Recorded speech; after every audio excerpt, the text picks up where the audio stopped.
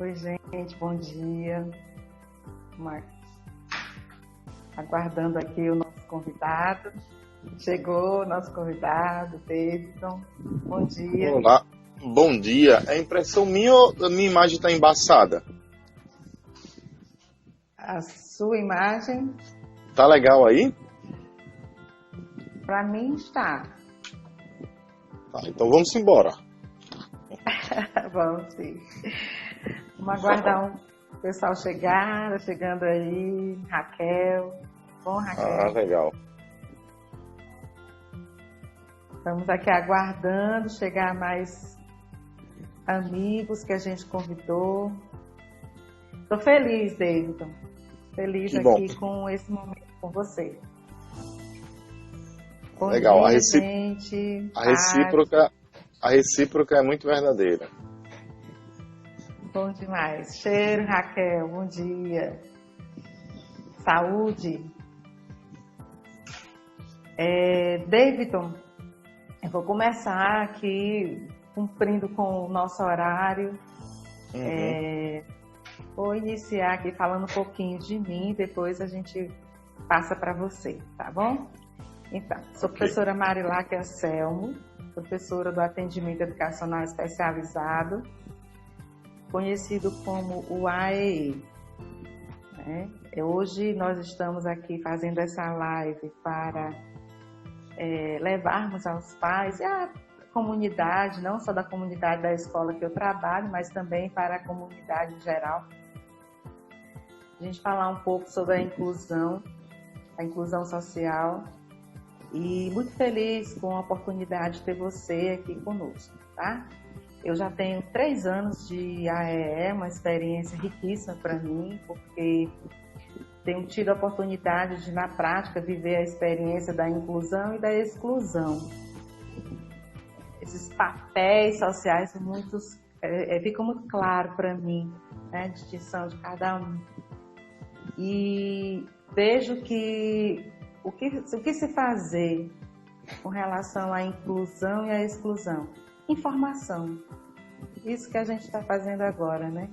Preciso levar informação, mais diálogo, conversar bastante sobre esse tema, para que a gente possa chegar na educação atitudinal, buscar atitudes realmente eficazes, políticas sociais, né, para que a gente possa alcançar um número maior de pessoas e assim a gente chegar realmente a viver a experiência da inclusão social, né, sobre todos os aspectos. Mas aí, vamos lá, quem é Davidson? Quem é Davidson Almeida? Pergunta difícil nesses dias de crise existencialista pós-quarentena e pandemia, né? Onde a gente, sem dúvida, teve contatos com a gente mesmo que nunca foi tido antes. Mas eu gosto de dizer que eu sou o ser poeta em carne e osso e poesia.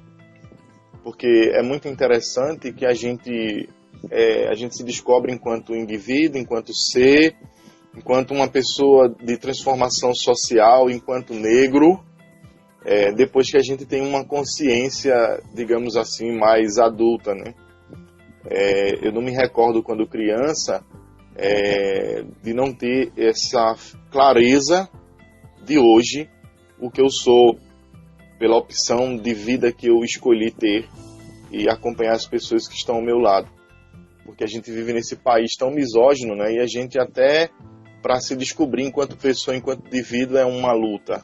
Então hoje eu sou um poeta, eu sou um negro poeta, sou, como diz o rapaz aí, o Belchior, sou um rapaz latino-americano. Gente, o Davidson é um amigo e, assim, me iniciou, né, nesse caminho da poesia. E hoje somos irmãos poéticos, irmãos espirituais. E a poesia, outro dia eu falava para Davidson, hoje quando pergunto, João, qual é a tua origem? Eu digo, eu sou mais cearense, né? Depois da editora Ser Poeta, né? E depois de David, agora eu sou brasileira, eu tenho alcançado pessoas, né, Bianca? Estou te vendo aí, linda. Professora Rafa, linda. Eu tenho alcançado pessoas também da área da poesia, muito humanas, muito lindas, né, de todo o Brasil. E eu agradeço muito isso a você, Davidson. Davidson, as diferenças, né, as classes sociais hoje permeia o gênero, né, permeia a profissão. Você se colocou aí como negro, então a questão de raça, né, em todos os aspectos, a gente percebe que há necessidade da gente falar um pouco sobre a inclusão, né? O que é que você, enquanto editor, né, está à frente aí da editora Ser Poeta, e como homem negro, lindo, né, pessoa fascinante, como é que você entende a educação inclusiva? Olha, é preciso olhar para um indivíduo antes de olhar para o laudo, né, que ele tenha. É preciso olhar primeiro para o ser humano, antes de qualquer nomenclatura que venha se dar, que não seja o seu nome de batismo, que é uma escolha com muito carinho dos seus ancestrais para você, como fala a mitologia, a ciência africana. Você não pode rotular as pessoas por um CID. Então, há uma dificuldade muito grande nessa educação inclusiva, porque hoje, ainda, por incrível que pareça, há profissionais, eu não estou generalizando, mas há profissionais em educação que têm um interesse maior ainda. Qual é a doença da criança? O que é que essa doença provoca? Qual é o problema social que essa doença traz? E esquecendo que ali tem um ser humano que sente, que tem muita empatia. Então, assim, a falta desse exercício do cuidado, sabe, é que dificulta muito a educação inclusiva. Logo, quando eu taxo um indivíduo pela característica da doença que ele tem, eu já deixei de educar. Já tem um preconceito aí enorme, e a história da educação mostra isso. Lá atrás, você vai saber claramente mais do que eu, quando a educação inclusiva era aquelas crianças que tinham as suas doenças, as suas deficiências, e se colocariam em salas excluídas, no fundo da escola, para que as pessoas não pudessem ver. Tinha a ideia que era para não incomodar a quem fosse sã. Então você veja o quanto a gente já caminhou, graças a esses grandes nomes da educação, que trouxeram essa luta e dizer, não, essa criança não pode ficar isolada. Como é que ela vai viver no contexto social? E muitas vezes também os pais, por falta dessa tal educação que a gente bate tanto na tecla, né, que precisa educar o povo. A revolução que o Brasil tem que ter é a revolução através da educação. Os pais também escondiam essas crianças por acharem que elas não seriam capazes de viver na sociedade. Então parece uma coisa tão poética, mas uma educação inclusiva é simplesmente incluir o indivíduo na escola.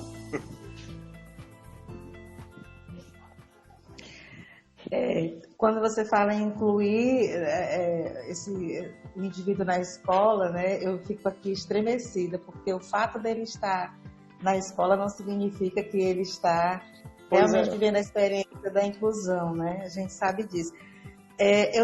Eu tenho uma experiência muito interessante com a educação inclusiva a partir da educação de jovens e adultos. 2002 a 2017, eu trabalhei com a educação de jovens e adultos, onde vivi toda a experiência bem mais próxima de mim, né? Trabalhei com adultos com alguns com laudados, né? Outros não, mas que também estavam à margem, né, de todo, vamos chamar de conforto social.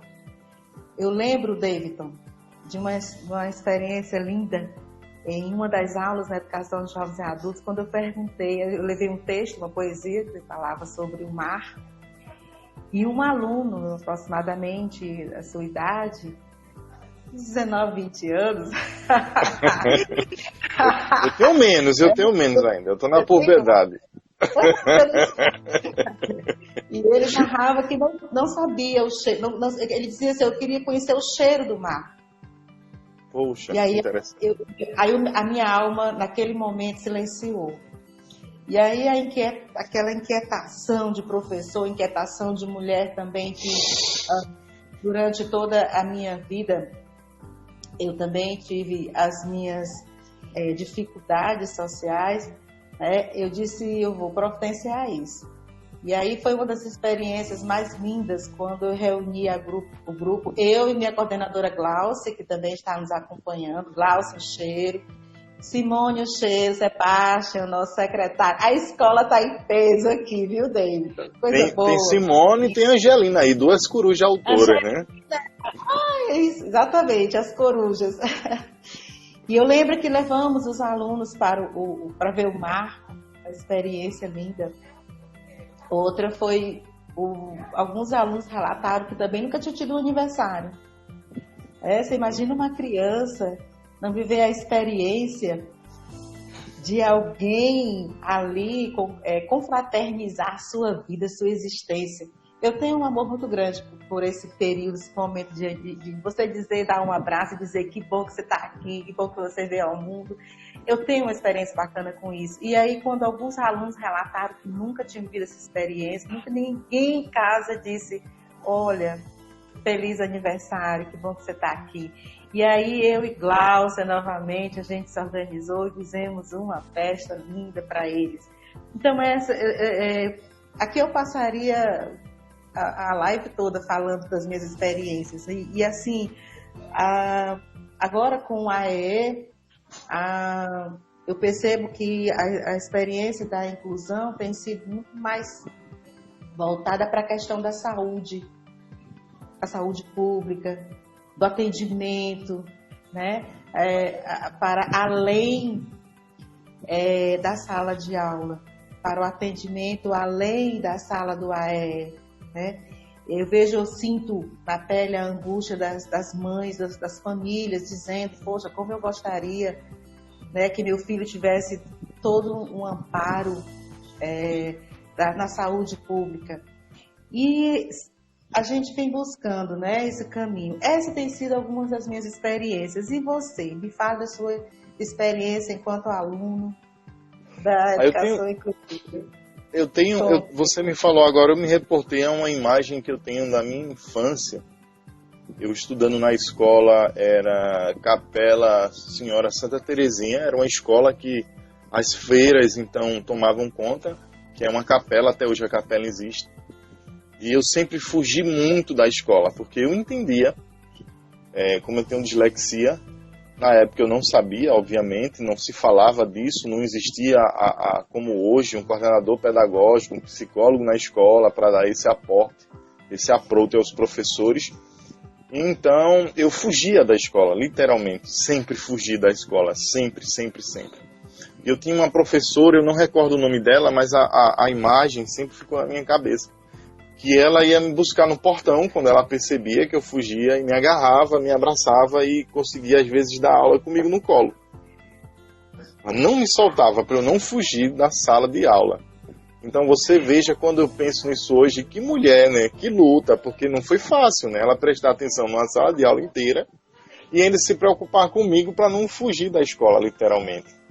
Então ela fez isso algumas dezenas de vezes, até então eu ter a tranquilidade de sair do colo dela e ficar na cadeira próxima a ela, e ela ter mais uma folga então, e conseguir dar a aula. Se essa criatura tivesse feito como muitas outras, é mais um preto que está fugindo da escola, eu não teria chegado aonde cheguei hoje, a ponto de vista da educação. A minha mãe também se esforçou muito para que eu pudesse ocupar o espaço. E a dislexia é um problema tão grande, Marilac, porque é uma doença que é praticamente não visível. Você não consegue detectar facilmente uma criança que tem dislexia, como é que a escola se prepara para isso. Até hoje, quem tem dislexia sofre com os concursos públicos. Então, essa experiência para mim foi muito mágica, sabe? Quando o professor, ele realmente se apresenta para o aluno como seu mestre e não desiste do seu discípulo. Isso é que é o mágico, sabe, assim, da educação inclusiva. Quando tem professores que acreditam que é possível transformar o indivíduo através da educação. Isso. Interessante, gente, aqui. Gente, se vocês quiserem fazer perguntas ao David, então fiquem à vontade. Por favor. Por favor, David, eu também gostaria de lhe pedir, eu não tenho aqui o controle do horário. Certo. E aí vai, você sabe que... Vai dar certo. Vamos embora. Bom, Inácia, querida, nossa querida professora Inácia, linda demais, pessoa maravilhosa. Eu você falando agora com relação à tua experiência com a professora, eu lembro de uma professora que chegou para mim acho que 7º, 8º ano. E eu sentia muita dificuldade nesse período, porque eu queria jogar bola, eu queria participar das atividades na escola, as atividades na hora do recreio, né? Queria jogar, não podia participar dos grupos que as meninas já tinham, né, organizado, porque eu estava com sobrepeso, sempre com sobrefofura. E aí o preconceito era muito grande e aconteceu que eu não podia chegar junto e jogar.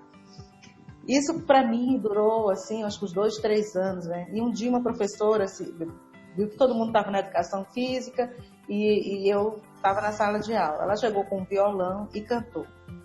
Caminhando e cantando e seguindo a canção, somos todos iguais, braços dados. Vandré.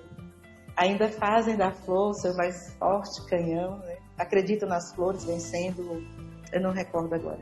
Mas vem, vamos embora, que esperar não é saber. Quem sabe faz a hora. Não espera acontecer. E foi isso que aconteceu. Né? Eu não fiquei ali parada, graças a Deus, graças a esse violão, graças a essa voz, graças ao Vandré. Aquele momento ali foi de grande importância para mim. Eu me senti pertencente àquela sala de aula a partir daquele momento. Aquela música me tocou e eu disse, é agora, eu vou jogar. E ainda joguei 1 ano, né? E venci essa dificuldade. Deixa eu só mandar um abraço aqui para 2 morenenses, o Henrique, o filho do mestre do filho Lula Boi, parceiro da editora Ser Poeta com a empresa Imaginar, que está aí desenvolvendo um aplicativo exclusivo da editora. O Henrique é muito inteligente. E nossa coruja autora também, a Jaísa, que está lançando um livro conosco, né, com o Galo que queria ser cantor, o Galo cantor, aliás, morenenses aqui. Abração especial para os meus compatriotas morenenses. Eu já me sinto também morenense, viu, gente? Olha aí. Um abraço, Jaísa. E Henrique, seu pai, Lula, pessoa linda, conheci, maravilhoso. Né? Então, durante a tua formação já adulta, né? Porque assim, eu vejo que você é ator, escritor, poeta, produtor, né? Enfim, tem também a editora Ser Poeta, que tem um diferencial enorme, né? A editora é ela que é conhecida no Brasil todo, e exatamente por ter um atendimento por excelência. Fala um pouco da tua formação, né? Até você chegar nessa tua... do que você é hoje, né? Com todos esses conceitos aí, títulos que eu falei, e tem muito mais.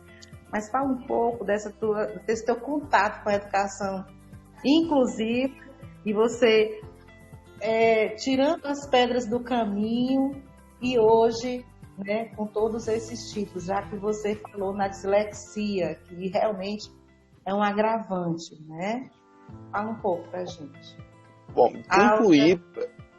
concluir para mim o 2º grau foi muito difícil. Eu só vim concluir depois de bastante adulto, já perto dos 20 anos. E aí eu fui fazer um projeto que se chamava aqui Travessia.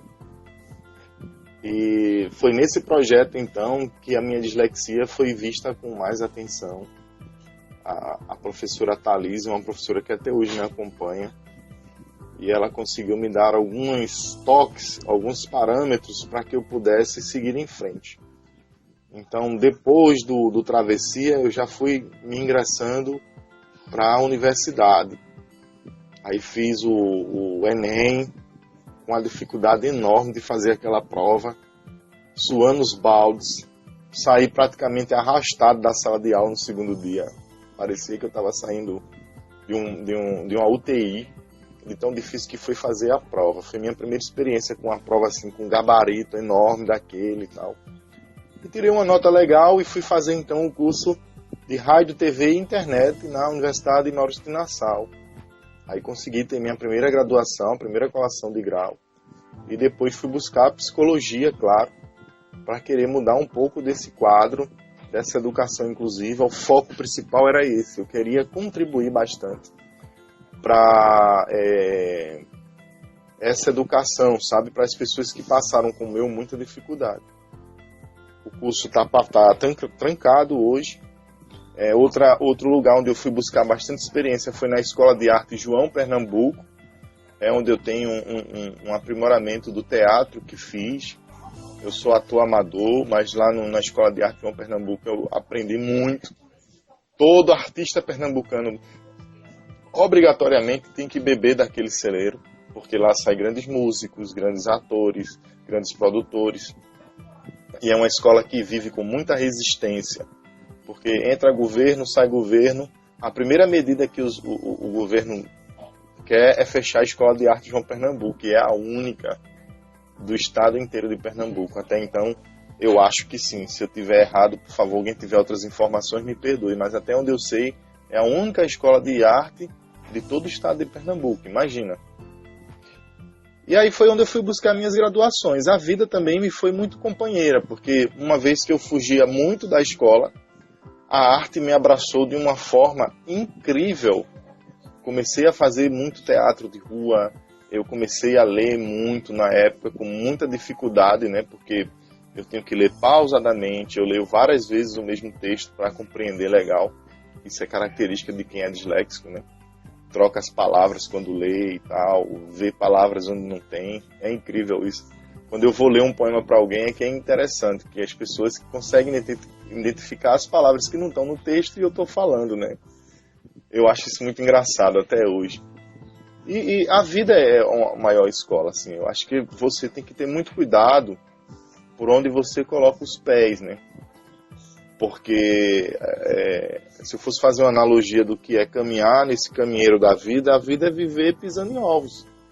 Você não pode querer pisar mais forte em ninguém, você não pode querer achar que tem a clareza das coisas, sabe? Você tem que sempre andar pisando em ovos, você não sabe onde você está adentrando. Então, a dislexia me fez muito isso. Então, eu usei isso ao meu favor. Quando eu era muito retraído, por ter medo de falar, eu na minha infância, na minha adolescência, eu era muito tímido. Para eu chegar até aqui hoje, estar falando numa live, para X pessoas, pegar num microfone, ler uma poesia em público, isso não foi um trabalho fácil. Hoje, tranquilo, mas não foi fácil, era muito difícil. Por isso que eu entendo as pessoas hoje quando dizem que tem essa dificuldade. Mas eu só consegui vencer isso fazendo. Vence na vida quem diz sim, né? Então é isso, aproveitar as oportunidades. Ai, que coisa linda. A gente, constantemente, a gente está assim, sujeito a desafios, né? Sim. O meu foi também, sou prolixa, falo demais, e eu lembro que quando eu escrevia, a professora pedia um texto, uma redação, eu já fazia um jornal para 30 dias, né? E muitas vezes os meus trabalhos voltavam para eu fazer a redução, ou sintetizar, e a dificuldade maior, eu ficava perdida. Sintetizar é melhor fazer outro. Então, eu convivi com isso durante todo o período escolar, né? Eu nunca tive assim, alguém para chegar e me dar uma orientação. Eu lembro que até o ensino médio, e até na faculdade mesmo, né? Eu percorri essa dificuldade. Escreva um texto, 30 linhas. É impossível para mim um texto com 30 linhas. Eu tinha que reduzir muita coisa e eu não conseguia, e o meu pensamento acelerado, e ali quanto mais eu escrevia, aí a professora chegou e disse, releia, né? Vá relendo, que é para você pontuar, faça mapeamento, olha, tudo me ensinaram, mas a minha dificuldade realmente ainda persiste, né? Tanto na fala quanto na escrita. Na escrita, então, nem se fala, né? Mas são desafios, né? Isso são desafios. Para você, qual o maior desafio da sociedade atual para que a gente possa viver de fato aí, né, uma educação inclusiva, para que a gente possa viver essa experiência de uma forma mais, vamos dizer assim, leve? Nossa. Eu acho que há uma palavra que está ficando em desuso por conta do momento atual, mas a gente tem que ter empatia. É a única forma de a gente caminhar bem. O Mestre Jesus ensinou sabiamente: eu não posso dar para o outro aquilo que eu não quero para mim. Se a gente compreender bem isso, se a gente tentar pelo menos praticar para tentar chegar o próximo disso, eu acho que a gente teria uma sociedade como um todo, isso não só na educação, mas em qualquer lugar onde houver o ser humano, caminhar de forma diferente. Porque as pessoas hoje têm esquecido muito isso. Elas acham que vão caminhar sozinhas nesse plano. Eu sou aquilo que eu tenho. O Balmer aí que nos deixou recentemente, né? Alguns anos atrás, que a sociedade é muito líquida, né, hoje. Ninguém quer ter raízes, ninguém quer ter compromissos. E você sem raízes, você não é ninguém. Se você não olhar lá nas suas raízes, quem foi que te ajudou a se erguer, né? Veja a metáfora da árvore aí, como é importante. A gente vê a árvore aí frondosa, tão bonita, mas se ela não estiver bem enraizada, ela não seria tão bonita aparentemente aos olhos. Então acho que essa prática de olhar para si, olhar para dentro, para poder compreender o que está no ambiente fora, é o que está faltando para a gente ter essa leveza em qualquer outros ambientes. Agora eu não estou falando aqui de ser santo. Não é para ser santo, nem para ter lugar no céu, junto ao trono, que lá no dia do final do julgamento vai ter os anjos batendo. Não é isso. É tentar o mínimo possível. Porque é claro que o que Cristo nos ensinou é de uma coisa tão grande que vai além da compreensão do ser humano. Mas a gente tem que tentar, pelo menos, né, essa prática.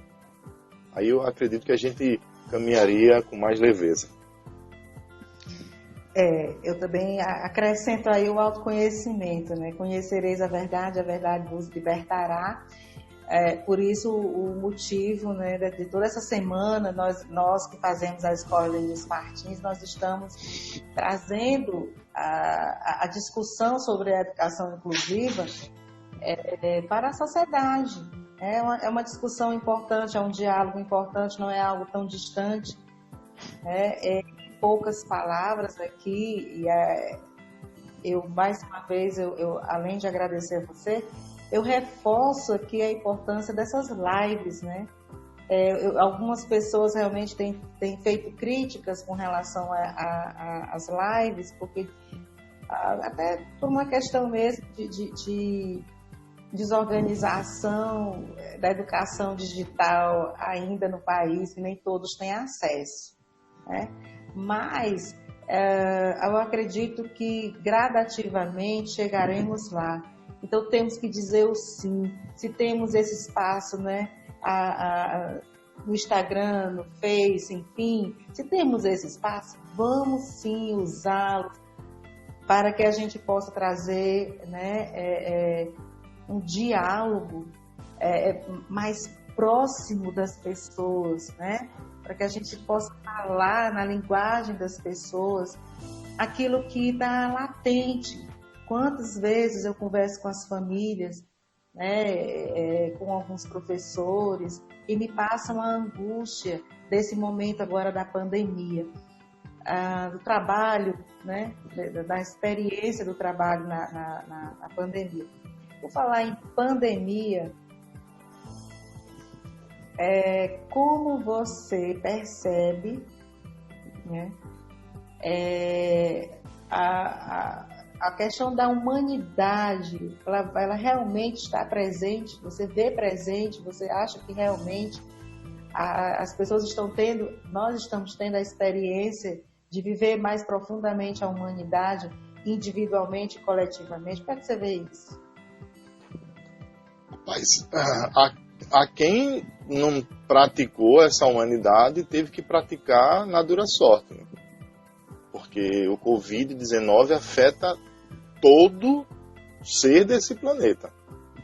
Não adianta olhar para um momento como esse e dizer assim, foi uma gripezinha. Não, muita gente aí desencarnou, ficar em casa esses 40 dias com a família, tem gente que não conseguia ficar em casa com a família, veja que coisa terrível.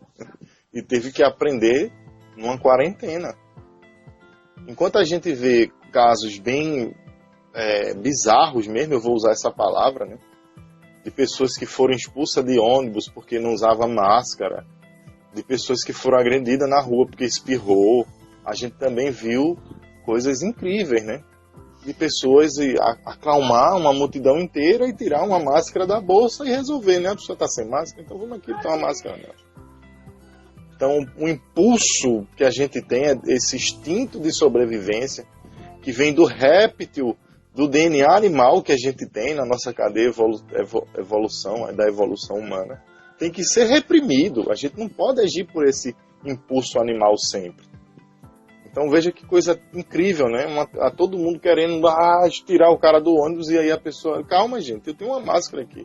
Doou para a pessoa. Essa questão, assim, a gente avançou bastante, porque não é possível, eu não consigo entender que um ser humano vendo um exemplo tão simplório como esse não tenha um insight, né? E ver assim, aí tá, há outras possibilidades, né? Dá para ser mais humano. Porque essa prática, eu acho que a gente tem até que começar, sabe, acordar todo dia de manhã e dizer para si mesmo, eu sou humano, né? Porque a gente tá vendo coisas terríveis, assim. Mas, assim, não só olhar para elas e não só achar que a humanidade está meio perdida. Eu tenho momentos de muito diálogo, assim, de desespero, de não entender porque certas práticas de violência, né? Mas a gente tem que entender que faz tudo parte de uma evolução, de uma consciência, de um despertar da humanidade. A gente conseguiu ver aí que esse sistema capitalista, ele está colapsando. Milhares de pessoas morrendo e a galera preocupada no lucro, na economia. A economia vai se estabilizar depois, assim estivemos aqui. Se a gente entrar em processo de extinção, não vai ter economia certa. Então, tem que parar de falar nesse negócio. O capital, ele é importante. Ninguém sobrevive sem dinheiro, mas estamos em uma guerra, num ser invisível e contra a própria natureza. Então, a natureza não vai cobrar de ninguém monetariamente. Tanto é que do mesmo jeito que morreu o milionário, morreu o pobre com Covid-19. Então tem que parar com esse negócio. A economia vai parar. Não para. Como é que vai parar? Se no meio da quarentena as empresas de venda pela internet triplicaram fortuna, todo mundo agora tendo acesso à internet para comprar, gente que nunca usou um telefone para nada teve que usar para pagar a conta e tal. Então assim, nós, enquanto seres humanos, vamos nos adaptar. Então, também é a economia. A gente tem que começar a partir desse princípio. Tudo que for construído, se a gente começar a praticar realmente pelo bem-estar de um coletivo, de uma maioria, a gente conseguiu avançar aí mais 1000 anos. Eu vejo aqui na sua fala... Gente, e David, eu estou perdida com relação ao tempo. Eu não sei quanto tempo a gente tem. Deixa eu ver se eu consigo ver aqui. Eu sei que nós temos muito tempo. Né? Dialogar para nós é algo assim lindo demais, mas assim, eu não sei o tempo da live, gente, me desculpa, eu me perdi com relação a isso, mas eu acho que quando faltar alguns minutinhos para encerrar, ele vai avisar você. Aí eu corro. Isso. Voltando ao que você estava falando, né, me parece que fica muito claro que a inclusão, incluir primeiro, né, a mim em alguns pontos, né, que eu falo de autoconhecimento, eu me incluir, me permitir, me pertencer a determinados conceitos, né, políticos, sociais, da educação. Meu diretor, lindo meu diretor, tá aí. Monte, obrigada, Monte Alberto. Tem também as meninas de São Paulo, viu, Davidson? As meninas de São que legal. Paulo estão chegando aí. E a nossa amiga também. Os puleiros as corujas estão saindo dos puleiros, estão invadindo a live aqui. Horário. Então, assim, a experiência de me conhecer, a experiência de me permitir, a experiência de saber exatamente em que setores eu devo atuar, e quando eu penso isso a partir de mim, ali eu já estou vivendo a experiência de inclusão para que eu possa levar isso coletivamente. Me parece que, pelo que você falou aí, há um casamento entre eu, o meu conceito, os meus preceitos, as minhas atitudes de inclusão, né, para que eu possa ali depois de delimitar isso claramente na minha vida, na minha existência, para que eu possa levar isso para o coletivo. E é uma experiência difícil, né, Davidson? Porque o ser humano, que é o essencial para a gente viver a experiência da inclusão, ainda está meio que perdido, essa experiência de se conhecer, a coragem de ser imperfeito, né? A gente se cobra demais, a gente exige demais e na verdade a experiência da gente ser imperfeito, saber das minhas imperfeições, das minhas perfeições, assumir o que eu sou, me torna alguém muito mais forte para que eu possa viver a experiência da inclusão. Eu coloco aqui a sua experiência quando você fala da dislexia. Eu costumo falar para os pais e para as crianças o seguinte: vamos conhecer o que é o TDAH.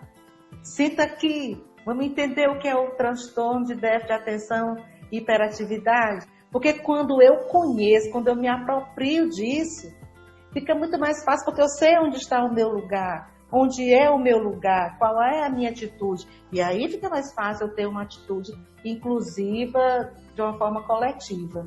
Sim. O Rafael fez aqui, acho que um parêntese, está dizendo o seguinte: o resultado também é a necessidade da inclusão digital, que é a própria inclusão social. Eu acho que isso aí que você falou aí logo lá no início, que a gente ainda está aprendendo, e essa inclusão digital que o povo critica tanto, isso é muito importante que o Rafael está dizendo. Esse é um momento de inclusão mesmo, e como toda inclusão que aconteceu nesse país, se ela não veio da mobilização do próprio povo, que precisa desse espaço e está sendo negado, e isso é até constitucional, né? Está lá na Constituição. Tem que dar garantias para esse indivíduo, a esse meio também social, que é as redes sociais. Então, não é simplesmente dizer, não vamos fazer uma live porque o caba não tem internet de qualidade. Não, a gente tem que procurar mecanismo de como vamos popularizar esse meio de comunicação, essa tecnologia, que a gente ainda está com um déficit enorme.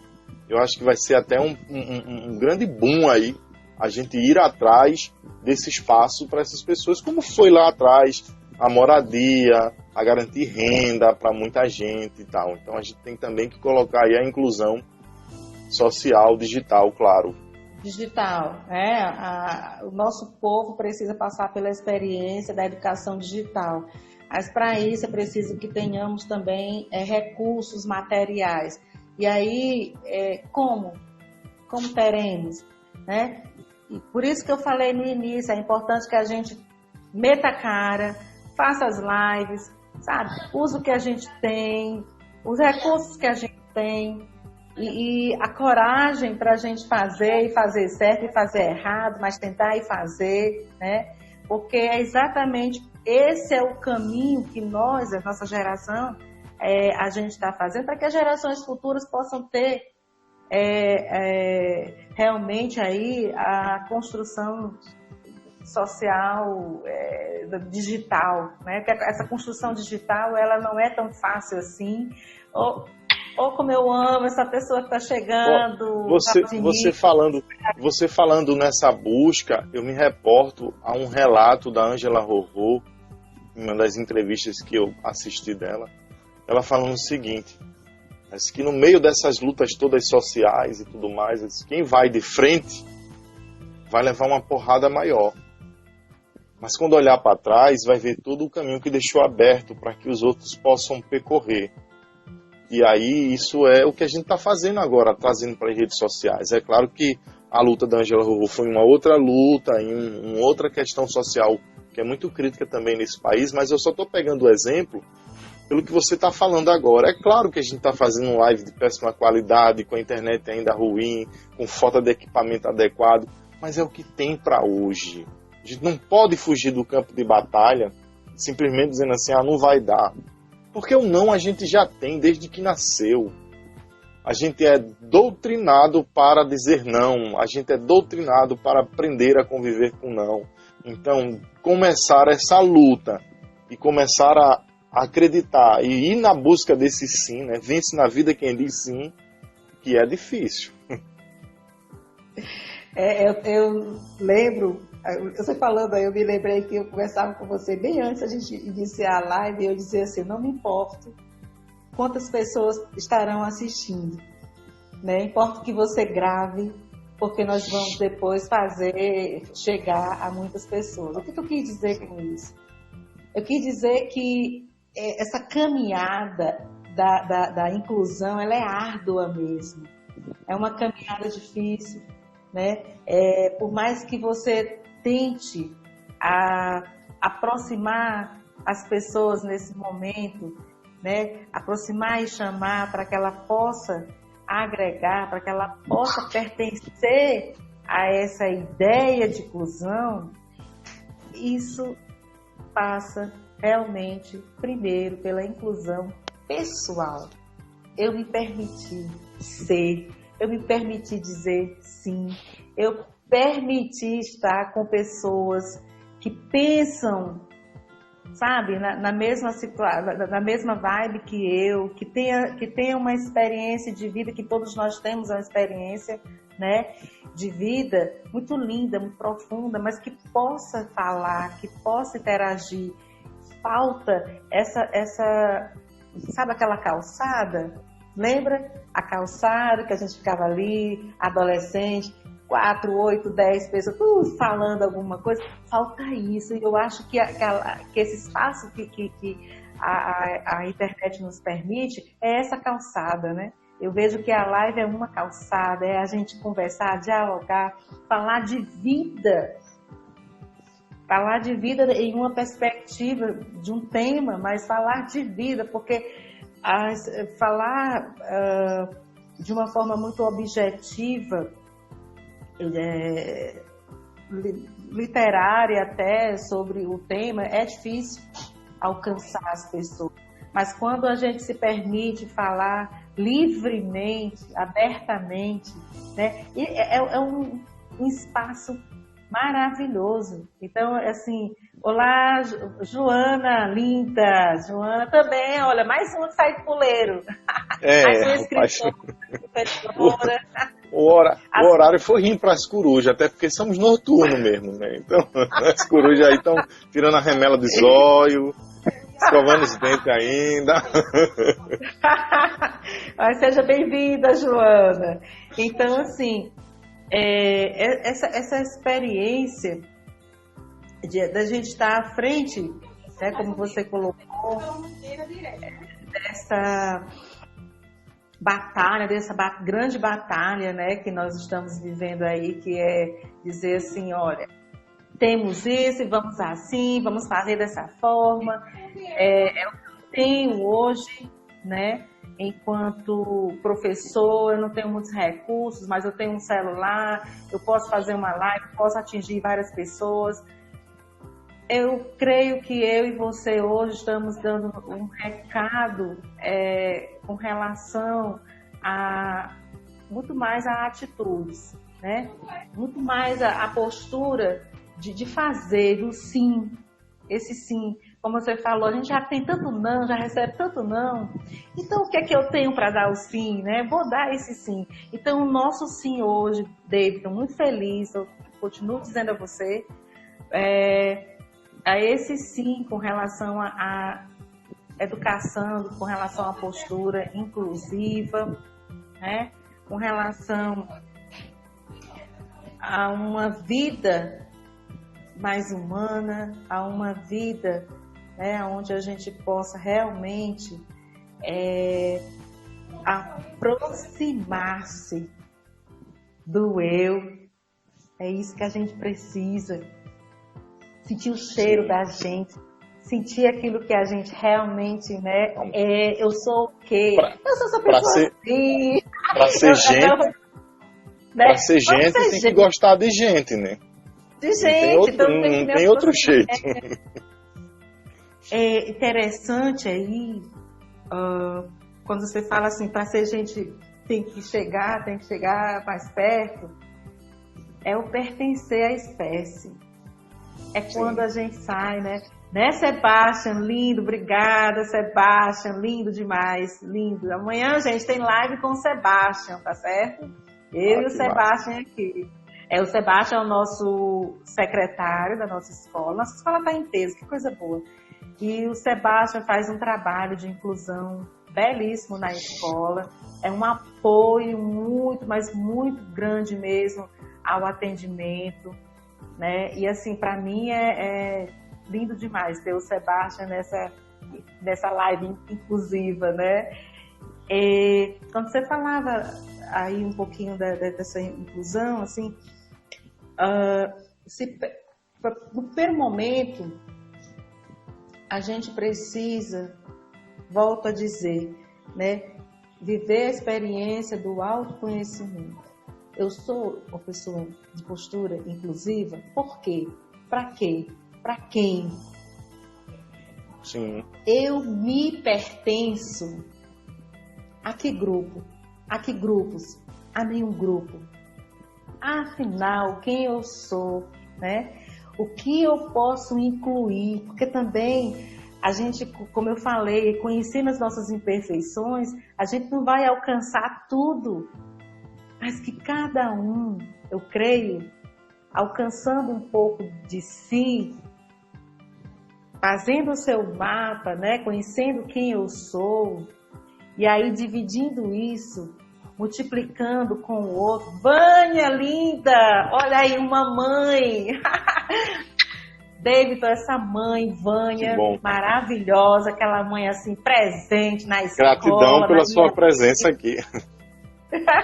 Linda demais, linda, linda, linda. Amo você sabe disso. Olha, vou fazer uma live com você, Vânia. É porque às vezes a gente gosta de ser muito teatral, sabe, Marina? Quando eu quero dizer isso é o seguinte: às vezes a gente quer se compadecer pelo furacão Katrina que afetou nossos irmãos lá do outro lado do planeta, mas eu não consigo nem sequer emprestar um martelo ao meu vizinho. Ixi, esse vizinho de nome que vem esse martelo, acaba chato. O que custa? Eu te pedi emprestado porque ele não tem. Se ele tivesse, ele não teria. E que bom que você tem alguma coisa para dar. Não é? E que bom que você tem alguma coisa para dar. Então, às vezes, essa prática nos falta. Quando eu falo isso, não é porque eu sou santo, não. É porque eu também me policio dessa forma. Não dá para se compadecer com a luta do koala que está lá na Austrália sem água, se eu não consigo dar um copo d'água para quem está aqui morrendo de sede do meu lado. Então, essas coisas, às vezes, é muito teatral por essas coisas, sabe? A gente tem que começar a fazer pequenas coisas diárias que vai se multiplicando nessa nossa existência enquanto humano. O Mahatma Gandhi já disse, quando eu mudo, o mundo muda comigo, né? Então essa mudança, eu não posso querer que o mundo mude sem primeiro fazer a minha mudança pessoal. Ó, que pessoa linda chegou aqui, ó, a Carol Ribeiro, grande música aqui de Recife. Tá com um trabalho lindo aí, o Plantão Mímica. Pense numa mulher arretada. Seja bem-vinda. David, nós temos na escola alguns alunos que são laudados, né, com a dislexia. Na verdade, a dislexia ela é uma dificuldade mesmo na aprendizagem, né? Não chega a ser um transtorno, mas é uma dificuldade que merece, sim, toda a atenção, todo o cuidado, todo o respeito. Tem que ter um currículo, né, que possa acompanhar mesmo as dificuldades, né, desses alunos. Eu lembro de uma aluna que ela chegou para mim e disse assim, na sala do AE, eu mostrei a sala, apresentei e disse, é sua. O que você gostaria aqui, né, de pegar, enfim, de conhecer, de explorar? Ela disse, tudo menos o livro. Nossa. E a gatinha linda, mais ou menos com 11 anos, assim, é uma pessoa tão gostosa, tão charmosa. E ali, quando ela falou isso, aí, ó, eu digo, pronto, já sei por onde eu vou, né? E, claro, nem cheguei perto do livro. Eu também não deixei ela chegar perto do livro naquele momento. E eu fui conquistando, ela pediu para ela me falar algumas histórias da vida dela, eu fui conhecendo. Na sessão seguinte, eu havia comprado um caça-palavras, né, para ela. E deixei na mesa, mas também não falei que era para deixar na mesa. E aí ela olhou e disse, ela ficou folheando, de opa, tá chegando. Foi folheando. E para encurtar a história, eu conversei com alguns professores do Fundamental 2, na nossa escola, e falei da dificuldade dela, que ela não tinha aproximação com os livros. E chegou o aniversário da pessoa. E aí a pessoa ganhou o quê? Um livro de uma professora da sala de aula, da sala de aula dela. A pessoa, na hora do recreio, me procurou. Disse, olha, eu ganhei um presente. opa! Que foi, né? Um livro da minha professora. Professora Vladna, professora, se eu não me engano, eu tenho medo que a minha memória, ela me pega às vezes. Mas perdão se não foi a Vladna, mas enfim, veio a Vladna. E aí eu lembro que essa menina ficou com esse livro como quem fica com uma criança com uma boneca, para lá e para cá. E a partir daí ela chegou na sala e já começou a olhar as gravuras. Então, assim, é uma experiência muito bonita que eu tive, né, com essa aluna que era, assim, eu chamo de alunos invisíveis. Os alunos com dislexia na sala de aula são alunos invisíveis. Eles pouco falam, porque também não querem ser percebidos, para que ninguém também chegue e olhe, fale isso, leia isso, tá? O que é que você entende por isso? Mas quando você chega perto, é aí que eu falo do sim, o pontinho ali perto. Tem um coração enorme, tem uma vida linda, tem uma vida assim que você percebe que é alguém de grande inteligência emocional, né? Sim. E aí alguns pais se perdem por falta de informação, por isso que é importante essas lives, né? Alguns pais se perdem nessas informações, né?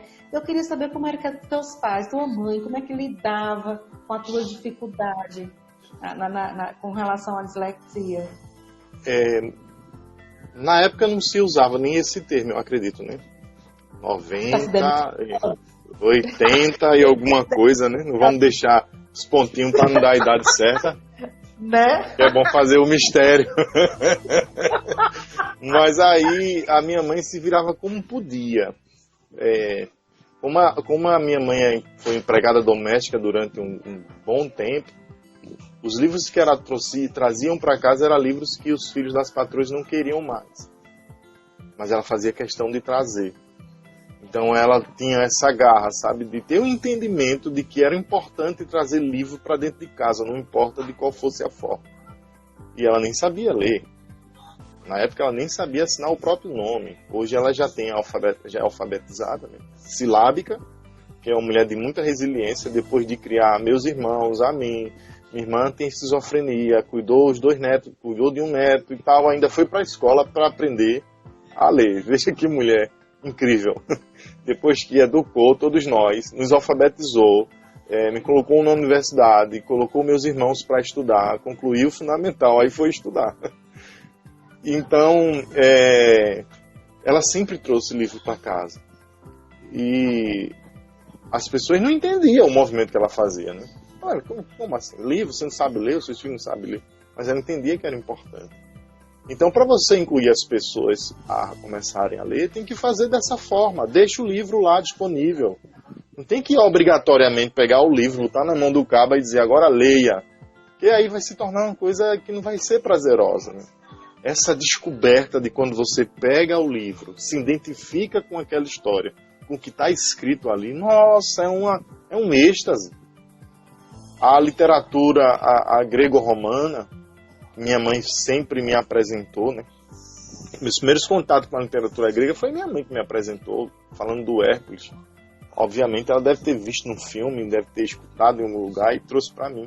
Quando eu fui ler meu primeiro livro de mitologia, que eu descobri todo o panteão da mitologia grega, aquilo para mim estava um vício.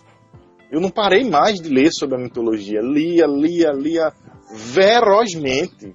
Nossa, e até hoje quando eu pego um livro de mitologia que me chama a atenção, eu transpiro de emoção. Quando eu tenho uma informação que eu não conheço da mitologia grega, me dá um calor assim, meu Deus do céu, disso aqui eu não sabia, lá vai eu ler de novo mitologia grega. Então, a leitura tem esse constante também, né? A busca do conhecimento constante. Você está sempre buscando quando descobre que a leitura é prazerosa. E isso vai de cada um. Mas o que eu quero frisar, como você perguntou, então assim, por isso que os pais são bastante importantes. Deixa livros em casa disponível, revista, quadrinho, gibi, jornal. Os primeiros presentes que eu dei para os meus filhos foram livros. Eles nem sabiam falar e as pessoas olhavam para mim assim, me chamavam de doido. Você é doido? Como é que você me veio trazer um brinquedo, traz um livro, me vai rasgar o livro, não sei o que. Eu disse, sim, deixa ele. O livro é dele, já está pago, deixa ele brincar, deixa ele rasgar. E é claro que veio o livro com música e tal, então é isso que tem que ser feito. Não adianta eu querer apresentar a leitura para um cabo adulto e não compreender, porque o cara vai dizer assim, eu detesto ler. Você apresentou o livro para o cara já com 20, 30 anos, a leitura ela tem que ser prazerosa, descoberta. Então, Dona Rosa aí está sempre de parabéns por ter me apresentado, mesmo sendo analfabeta, me apresentado o mundo da leitura.